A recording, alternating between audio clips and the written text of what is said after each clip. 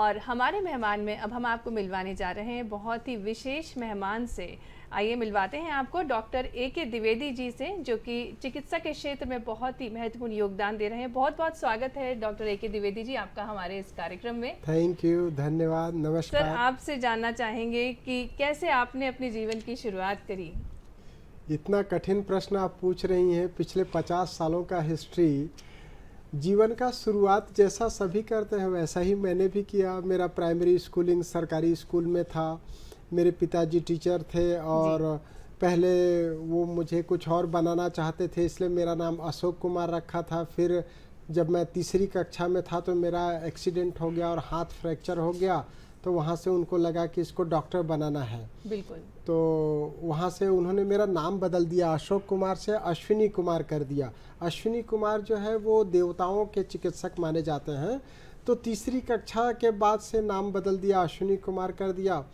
फिर मैं थोड़ा और बड़ा हुआ तो मेरी माताजी को माइग्रेन रहता था, बहुत ज़्यादा सिर दर्द होता था और हम लोग देखते थे कि हम लोग 5 भाई बहन थे, तो कभी कभी तो घर में खाना ही नहीं बनता था। मम्मी बीमार रहती थी, 2-3 दिन तक उनको सिर दर्द बना रहता था। बहुत ही कठिन परिस्थिति थी माइग्रेन की, और उसके लिए पिताजी ने काफ़ी प्रयास किया, लेकिन उनका माइग्रेन ठीक होते मैंने देखा नहीं। फिर धीरे धीरे मेरा 6th क्लास से इंग्लिश चालू हुआ और 10th तक मेरी स्कूलिंग मिर्ज़ापुर में हुई जी। उसके बाद 10th के बाद मुझे नागपुर भेज दिया गया। नागपुर में 12th में 11th-12th में बायोलॉजी और मैथ्स दोनों पढ़ सकते थे। फिजिक्स केमिस्ट्री बायोलॉजी और फिजिक्स केमिस्ट्री मैथ्स, ऐसा 6 सब्जेक्ट का कॉम्बिनेशन था नागपुर में। तो पिताजी और मेरे मौसा जी नागपुर रहते थे। मौसा जी चाहते थे कि मैं इंजीनियर बनूं और पिताजी चाहते थे कि मैं डॉक्टर बनूं। तो इसलिए मुझे 6 सब्जेक्ट पढ़ना पड़ा 12th में, और 11th में मैथ्स भी पढ़ना पड़ा और बायोलॉजी भी पढ़ना पड़ा। बिल्कुल। फिर उसके बाद नागपुर 2 साल रहने के बाद इलाहाबाद पहुंच गया, कृष्णा कोचिंग ज्वाइन किया। लेकिन वहाँ जब जाकर के देखा इलाहाबाद में, तो वहाँ का कंडीशन बहुत ख़राब था। कोई स्टूडेंट बोलता था कि उसको 6 साल हो गए कोचिंग करते, कोई 8 साल, कोई 10 साल, कोई 12 साल, कोई भी PMT पास नहीं होता था। सर, प्रेरणा का स्रोत कौन बने आपके जीवन में? क्योंकि आपने सिकल सेल की हम बात करें तो उस क्षेत्र में बहुत महत्वपूर्ण योगदान दिया, काफ़ी अच्छा कार्य किया है, तो प्रेरणा का स्रोत कौन बने? प्रेरणा का स्रोत अगर मैं बोलूँ तो मेरे पिताजी ही हैं। पिताजी का बहुत सख्त अनुशासन था। वो टीचर थे, तो 4:30 बजे हमको सुबह उठ करके बाहर जाना ही होता था घूमने जी। और उनका स्पष्ट था कि मतलब कहीं भी रहिए आप, तो शाम को 6 बजे तक घर पहुंचना है। उसके बाद सुबह 4:30 बजे से 6 बजे तक घूमने जाना है। तो जो डिसिप्लिन था, डिसिप्लिन बहुत ही ज़रूरी है जीवन में। अगर आपको कुछ भी हासिल करना है तो उसके लिए डिसिप्लिन होना ही चाहिए। तो वहाँ से शुरुआत हुई। सर, काफ़ी सारी उपलब्धियां भी आपने प्राप्त की हैं। हाल ही में आपको राष्ट्रपति ने सम्मानित किया। अगर अभी बजट की बात करें तब भी उसकी भी बात करेंगे, लेकिन आपकी उपलब्धियों के बारे में जानना चाहेंगे। मैडम, मैं आपको बताना चाहता हूं कि जैसे आपने सिकल सेल एनीमिया की बात किया, तो मैं एनीमिया की सभी प्रकार के लिए काम करता हूं, चाहे थैलासीमिया हो, सिकल सेल एनीमिया हो, अप्लास्टिक एनीमिया हो, या फिर आयरन डेफिशिएंसी एनीमिया हो। कई सारी एनीमिया हैं। लोग एनीमिया को छोटी बीमारी सोच करके उस पर काम नहीं करते हैं, जबकि मेरा मानना है कि एनीमिया ही कई बीमारियों का कारण है। तो मेरे जो मरीज हैं, जो पेशेंट हैं, उनकी ब्लेसिंग्स बहुत काम करती है। जब मरीज सब जगह से निराश हो जाते हैं, एम्स से, PGI से, CMC वैल्यूर से, सभी जगह से मना कर दिया जाता है कि आप ठीक ही नहीं हो सकते, तब पूरे देश से पेशेंट हमारे पास आते हैं अप्लास्टिक एनीमिया के, और उनको हम जब ट्रीटमेंट देते हैं तो वो ठीक होते हैं। और जैसे आप प्रेरणा स्रोत की बात कर रही थी, तो मध्य प्रदेश के राज्यपाल श्री मंगू भाई पटेल को जब पता चला कि मैं एनीमिया और सिकल सेल एनीमिया पे काम कर रहा हूं, तो उन्होंने 25 मई 2022 को एक मीटिंग राजभवन में बुलाई और मुझे उसमें बतौर विशेषज्ञ बुलाया कि यहाँ पर आप होम्योपैथी के बारे में बात करिए। वहाँ पे हेल्थ डिपार्टमेंट भी हमारा बैठा था, ECS सुलेमान साहब बैठे हुए थे। तो उनको मैंने कहा कि जितने भी एरिया हैं जहाँ पे धार है, झाबुआ है, जो हमारी ऐसे बेल्ट हैं जहाँ पे सिकल सेल एनीमिया बहुत ज़्यादा है, वहाँ की स्क्रीनिंग की जाए और वहाँ के टोटल नंबर ऑफ पेशेंट्स निकाले जाएं। जितने भी पेशेंट्स हैं उसको एलोपैथिक, होम्योपैथिक और आयुर्वेदिक, ऐसा 3 सेक्शन में बांट दिया जाए। 30% को एलोपैथी का ट्रीटमेंट दिया जाए, 30% को होम्योपैथी ट्रीटमेंट दिया जाए और 40% को एलोपैथी जो चल रहा है वो दिया जाए। तो इस तरीके से जिसका रिजल्ट बेहतर आएगा उस ट्रीटमेंट को अपनाया जाना चाहिए। तो वो हमारे एसीएस सुलेमान साहब को बहुत पसंद आया। और अभी आपने बोला कि राष्ट्रपति जी इंदौर आई थी तो उन्होंने मुझे बुलवाया था।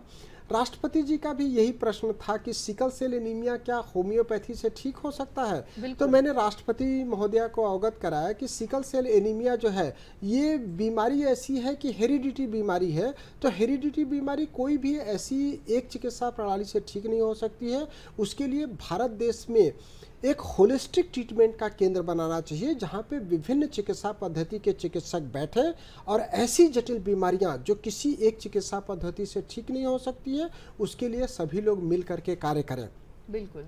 राष्ट्रपति महोदया जी को मेरी बात बहुत अच्छी लगी। उन्होंने बोला कि मैं आपका पत्र आगे फॉरवर्ड कर दूंगी डिपार्टमेंट को, और उन्होंने फॉरवर्ड किया। उसका मुझे लेटर भी आ गया कि उन्होंने फॉरवर्ड कर दिया। और सौभाग्य से उसी दिन 10 जनवरी 2023 को हमारी वित्त मंत्री जी निर्मला सीतारमण जी भी इंदौर में थी।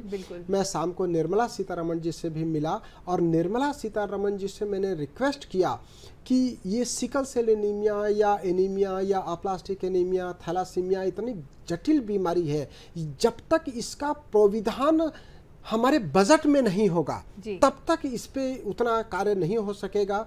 तो दोनों ही महान महिला थी और दोनों ने मेरी बात माना। और निर्मला सीतारमण जी ने अभी 1 फरवरी को हमने देखा कि उन्होंने एनीमिया और सिकल सेल एनीमिया के लिए 2047 तक का टारगेट रखा है। तो मैं बहुत ही दिल से, और जो पीड़ित जनता है, जो पीड़ित मानवता है, उसकी तरफ से हमारी इन दोनों महिला हमारे वरिष्ठ को मैं धन्यवाद देना चाहता हूं, राष्ट्रपति जी को और वित्त मंत्री जी को, कि उन्होंने मेरी बात माना, सुना, समझा और पीड़ित मानवता को हेल्प करने का प्रयास किया। कोई तो ऐसी सरकार आई जो टैक्स में कितना पैसा घटाना है, बढ़ाना है, उन सब को छोड़ करके बीमारी, ऐसी बीमारी जो ठीक ही नहीं हो सकती है, उसके लिए बजट में प्राविधान लेकर के आए। ये बहुत अच्छी बात है। द्विवेदी सर, आप बहुत सारा समाज को उत्थान करने के लिए और स्वास्थ्य के प्रति लोगों को जागरूक करने के लिए कार्य करते रहते हैं और किताबें भी बहुत अच्छी लिखते हैं। तो आपकी किताबों के बारे में भी जानना चाहेंगे।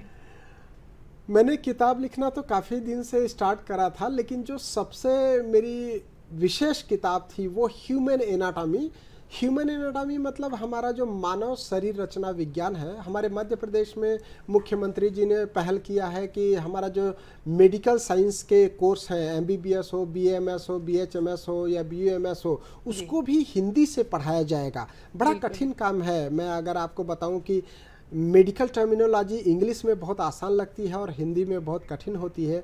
तो मैंने हिंदी में मानव शरीर रचना विज्ञान लिखा और उसको हमारा मध्य प्रदेश ग्रंथ एकेडमी ने प्रकाशित किया। उसके निदेशक कड़ेल साहब, अशोक कड़ेल साहब को मैं धन्यवाद देना चाहता हूं। और हमारे मध्य प्रदेश के राज्यपाल जी ने 25 दिसंबर 2022 को उसका विमोचन किया। उस समय हमारे उच्च शिक्षा मंत्री जी भी वहाँ मौजूद थे। तो ये ह्यूमन जो एनाटॉमी है, मानव शरीर रचना विज्ञान, इसमें हमने जो क्लिष्ट इंग्लिश वर्ड था जिसका हिंदी रूपांतरण बहुत मुश्किल था या कठिन लग रहा था, उसको हमने हिंदी में ही इंग्लिश वर्ड लिखा है ताकि बच्चों को परेशानी ना आए और वो दूसरे लोगों से जब मध्य प्रदेश के बाहर जाए तो उनको वो टर्मिनोलॉजी भी समझ में आए। बिल्कुल। एक किताब और आपने लिखी है, रक्त एक परिचय है, उसके बारे में भी आप हमारे दर्शकों। मैं एक अप्लास्टिक एनीमिया और जितनी भी एनीमिया की बीमारियां हैं उसके लिए रक्त के ऊपर एक किताब लिख रहा हूं। वो अभी पब्लिश नहीं हुई है, अभी बहुत सारा काम चल रहा है। उसमें मैंने जो ठीक हुए हैं मरीज, उसके बारे में उनका राय क्या है, कैसे उनको परेशानी हुई, क्या क्या उन्होंने प्रयास किया। जैसे एनीमिया की आप बात करेंगे ना तो बड़ा पीड़ादायक है। मरीज जिसको सिकल सेल एनीमिया है या जिसको थैलासीमिया है या जिसको अप्लास्टिक एनीमिया है, उनको हर थोड़े थोड़े अंतराल में ब्लड या प्लेटलेट लगाना पड़ता है। और एक बार जब ब्लड या प्लेटलेट लगाने के लिए अस्पताल में भर्ती होता है मरीज, तो उसको बहुत परेशानी होती है, बहुत सारा पैसा लगता है। और अप्लास्टिक एनीमिया के जो मरीज हैं उसमें बोन मैरो काम नहीं करता है, उनको थोड़े थोड़े दिन में प्लेटलेट और ब्लड लगाना पड़ता है। 2-2 दिन 4-4 दिन में ब्लड और प्लेटलेट लगाना पड़ता है। इतना ब्लड कहाँ से आएगा, इतना पैसा कहाँ से आएगा। तो उसके लिए हम होम्योपैथी से जो हेल्प कर रहे हैं, जो ठीक हुए हैं मरीज, उनसे बात करके उनके एक्सपीरियंसेस शेयर करने जा रहे हैं किताब में।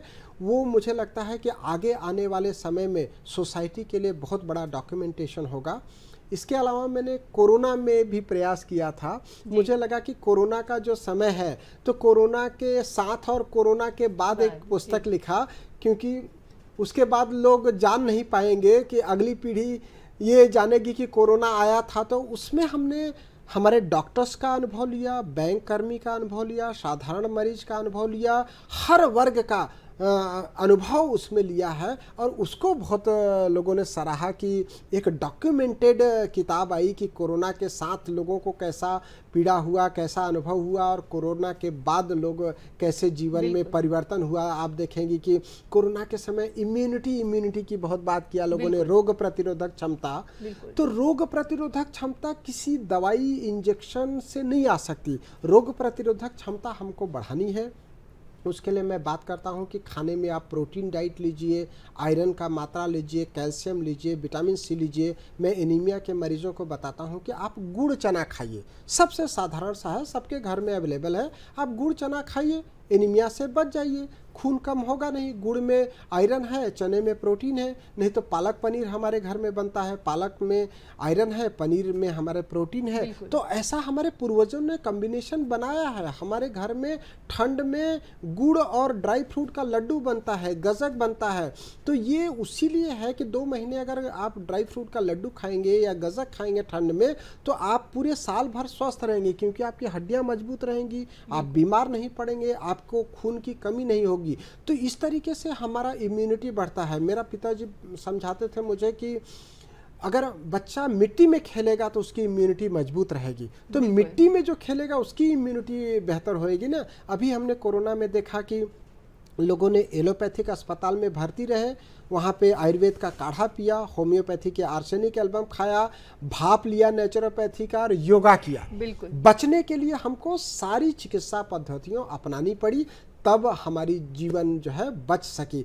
तो कोई किसी भी चिकित्सा पद्धति में आपस में कोई मतभेद नहीं है, आपस में कोई लड़ाई नहीं है। ये पता नहीं कहाँ से आ गया कि आप एलोपैथी के साथ होम्योपैथी नहीं ले सकते, या होम्योपैथी के साथ आयुर्वेदा नहीं कर सकते, या एलोपैथी के साथ योगा नहीं कर सकते। सब कर सकते हैं ना भैया। हमारे घर में जो मसाले यूज होते हैं वो तो सब आयुर्वेद का ही है। हम दूध में हल्दी डाल करके पीते हैं, जिसको गोल्डन मिल्क बोला कोरोना के टाइम में, तो वो क्या है? वो नेचुरोपैथी है, वो आयुर्वेदा है। हम लोग पैदा हुए हैं तब से हमारे घरों में ये सब यूज होता है।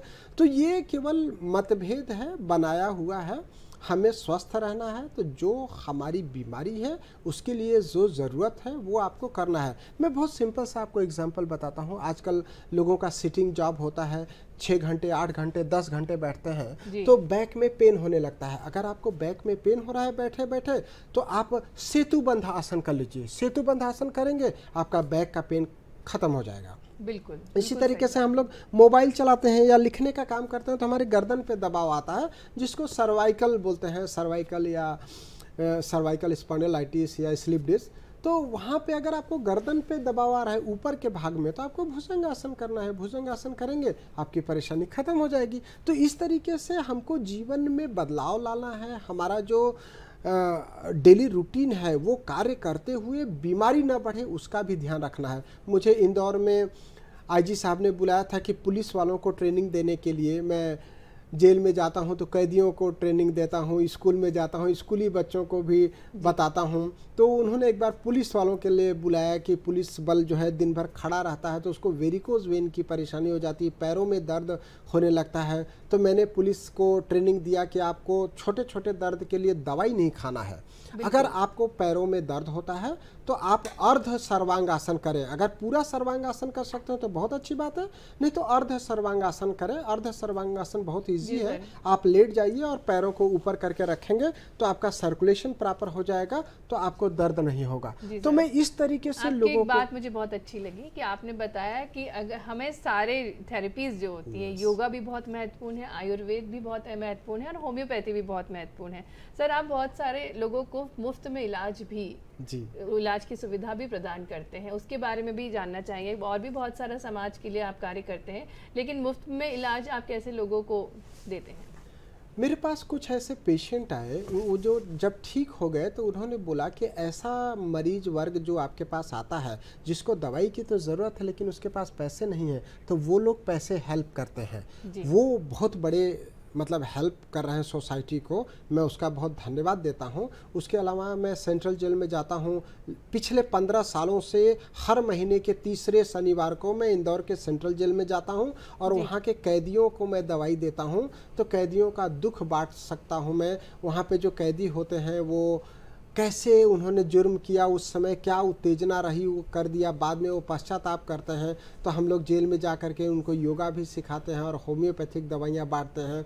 इसी तरीके से जो सरकारी स्कूलें हैं, अभी मैं इंदौर में हमारे क्लिनिक के पास में ही CM राइज स्कूल था, वहाँ पर जा कर के बच्चों से बात किया। जब बच्चों को देखा मैंने, 10वीं 11वीं 12वीं के बच्चियाँ थी, सभी की एक जैसी कंप्लेंट थी। उनको सिर दर्द होता था, धुंधलापन लगता था, पैरों में दर्द होता था।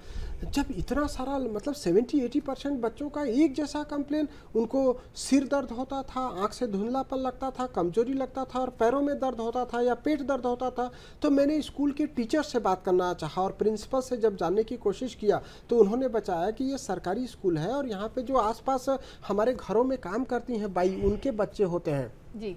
तो मैंने बच्चों को खान पान के बारे में ज़्यादा समझाया। उनको होम्योपैथिक दवाई तो दिया ही, होम्योपैथिक दवाई मीठी होती है तो बच्चों को बहुत पसंद आती है, तो वो तो उनके लिए पसंदीदा था। उसके अलावा मैंने उनको खाने में समझाया कि अभी ठंड का टाइम है तो आपको ऐसा खाना चाहिए, हरी सब्जियां लेना चाहिए, गाजर खाना चाहिए। बच्चे क्या होता है कि सलाद यूज़ नहीं करते हैं, तो मैं बच्चों को इस तरीके से समझाता हूँ। मुझे स्कूल के टीचर बोलते हैं कि अगर आप बोलेंगे बताओ डॉक्टर तो हमारा बच्चा खाएगा। पेरेंट्स भी यही बोलते हैं कि आप अगर बोलेंगे तो बच्चा खा लेगा। तो हम ऐसा कोशिश करते हैं कि बच्चे खान पान का ध्यान रखें, सो दैट कि उनको कम उम्र में आँख से धुंधलापन न दिखे, कमजोरी न लगे। अगर बच्चा हमारा जो है, जो भविष्य है, तो उसको खाने पीने का भी ध्यान रखना है। बिल्कुल, बहुत महत्वपूर्ण बात आपने की, पोषण का ध्यान रखना बहुत ही महत्वपूर्ण है। बहुत बहुत धन्यवाद डॉक्टर AK द्विवेदी जी, आपने बहुत ही विशेष जानकारी हम सभी से साझा की। राष्ट्रपति सम्मानित हैं आप, और होम्योपैथी, एलोपैथी, आयुर्वेद